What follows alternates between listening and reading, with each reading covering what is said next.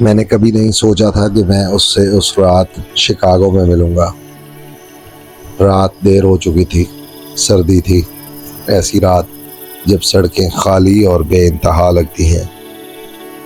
میں Archer avenue پر گاڑی چلا رہا تھا، ایک ایسی سڑک جس کے بارے میں مقامی لوگ مجھے پہلے ہی خبردار کر چکے تھے۔ انہوں نے ایک لڑکی کی کہانی سنائی تھی جو اچانک ظاہر ہوتی ہے سفید لباس میں۔ میں نے اس پر یقین نہیں کیا، کم از کم مکمل طور پر نہیں، جب تک میں نے اسے دیکھا۔ وہ سڑک کے کنارے کھڑی تھی، ہیڈ لائٹس کی روشنی سے ذرا باہر۔ پہلے مجھے لگا شاید اسے مدد کی ضرورت ہے۔ وہ بالکل عام لگ رہی تھی، ایک نوجوان لڑکی، ہلکے رنگ کے لباس میں، بال آہستہ سے کندھوں پر گرے ہوئے، چہرہ پرسکون مگر کچھ خالی سا۔ میں نے گاڑی آہستہ کی، کھڑکی تھوڑی سی نیچے کی۔ آپ ٹھیک ہیں؟ میں نے پوچھا۔ وہ آہستہ سے میری طرف مڑی، اس کی نظریں میری آنکھوں سے ملی، اور اس لمحے میں کچھ عجیب سا محسوس ہوا، نہ خطرناک نہ ڈراؤنا، بس خالی۔ اس نے فوراً جواب نہیں دیا، پھر آہستہ آواز میں کہا کہ اسے سواری چاہیے۔ میں ایک لمحے کے لیے رکا، پھر دروازہ کھول دیا۔ وہ خاموشی سے گاڑی میں بیٹھ گئی، کوئی آواز نہیں، کوئی حرکت نہیں سوائے دروازہ بند ہونے کے۔ اور جیسے ہی میں نے دوبارہ گاڑی آگے بڑھائی، مجھے ایسا لگا جیسے میں نے کوئی غلطی کر دی ہو، کیونکہ گاڑی کے اندر اچانک شدید سردی پھیل گئی تھی۔ کچھ دیر تک ہم دونوں خاموش رہے۔ شکاگو کی سڑک میرے سامنے پھیلی ہوئی تھی، صرف ہیڈ لائٹس کی روشنی میں۔ شکاگو کی روشنی اب دور محسوس ہو رہی تھی، جیسے میں کسی اور ہی دنیا میں آ گیا ہوں۔ میں اس کی موجودگی محسوس کر سکتا تھا، خاموش، بالکل ساکت، حد سے زیادہ ساکت۔ میں نے ایک بار اس کی طرف دیکھا، پھر فوراً نظر سڑک پر کر لی۔ اس کے ہاتھ اس کی گود میں رکھے ہوئے تھے، سر تھوڑا سا جھکا ہوا، لیکن کھڑکی میں اس کا عکس کچھ عجیب لگ رہا تھا۔ وہ دھندلا تھا، وہ مشکل نظر آ رہا تھا، جیسے وہ مکمل طور پر موجود ہی نہ ہو۔ میں نے اسٹیئرنگ وہیل مضبوطی سے پکڑ لیا۔ آپ کو کہاں جانا ہے؟ میں نے پوچھا۔ چند لمحوں کی خاموشی، پھر اس نے کہا، اس کی آواز میں نرمی تھی، دور سے آتی ہوئی، بس چلتے رہو۔ میرے جسم میں سرد لہر دوڑ گئی، گاڑی کے اندر کی فضا مزید ٹھنڈی ہو گئی، اتنی کہ میری سانس ہلکی سی دھند بننے لگی۔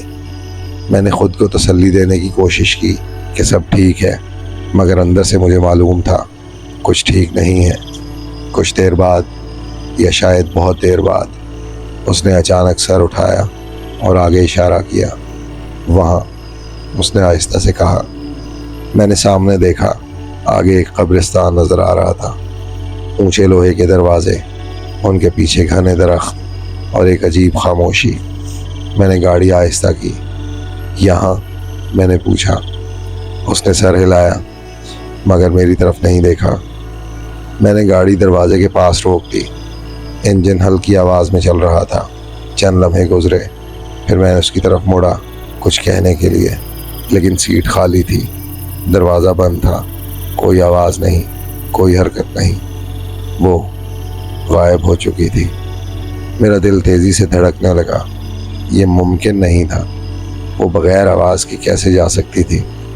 میں نے دوبارہ قبرستان کی طرف دیکھا، اور تب میں نے وہ چیز دیکھی جس نے میرے جسم میں سرد لہر دوڑا دی۔ دروازے کے اندر ایک سایہ کھڑا تھا، سفید لباس میں، مجھے دیکھ رہا تھا۔ میں حرکت نہیں کر سکا، میرے ہاتھ اسٹیئرنگ پر تھے، مگر میرا پورا جسم جیسے جم گیا تھا۔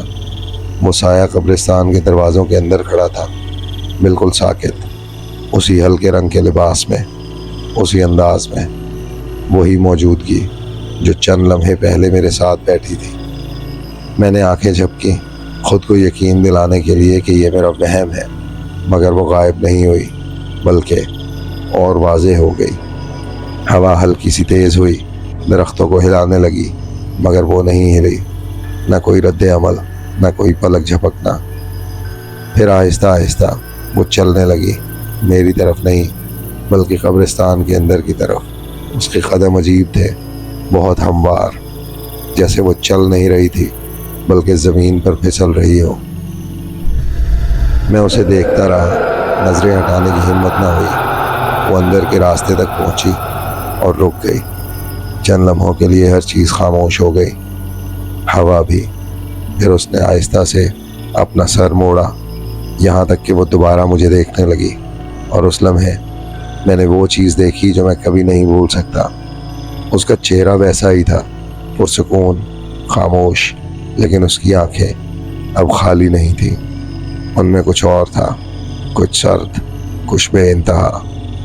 پھر اچانک وہ پیچھے کی طرف قدم بڑھا، سیدھا لوہے کی دروازوں کے اندر سے گزر گئی۔ ان کے بیچ سے نہیں، ان کے گرد سے نہیں، بلکہ ان کے اندر سے، جیسے وہ موجود ہی نہ ہو۔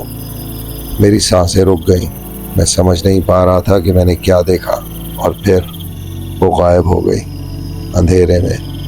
میں نہیں جانتا میں وہاں کتنی دیر بیٹھا رہا، چند منٹ، شاید زیادہ۔ آخر کار میں نے خود کو سنبھالا اور گاڑی آگے بڑھائی، واپس شیکاگو کی روشنیوں کی طرف، کچھ حقیقی محسوس ہونے والی دنیا کی طرف۔ لیکن جانے سے پہلے میں نے ایک بار ریئر ویو مرر میں دیکھا، اور ایک لمحے کے لیے وہ دوبارہ نظر آئی، سڑک کے بیچ میں کھڑی، میرے پیچھے، مجھے جاتے ہوئے دیکھ رہی تھی۔ کہتے ہیں ریسرکشن میری کی کہانی دہائیوں سے سنائی جا رہی ہے۔ ڈرائیور ایک خاموش لڑکی کو گاڑی میں بٹھاتے ہیں اور وہ قبرستان کے قریب غائب ہو جاتی ہے۔ میں سمجھتا تھا یہ صرف ایک کہانی ہے، اب میں سچ جانتا ہوں، وہ اب بھی وہاں ہے، اب بھی ان سڑکوں پر چل رہی ہے، اب بھی سواری مانگ رہی ہے، اور اگر کسی سرد رات آپ اسے دیکھ لیں تو شاید آپ بھی اسے انکار نہ کر سکیں۔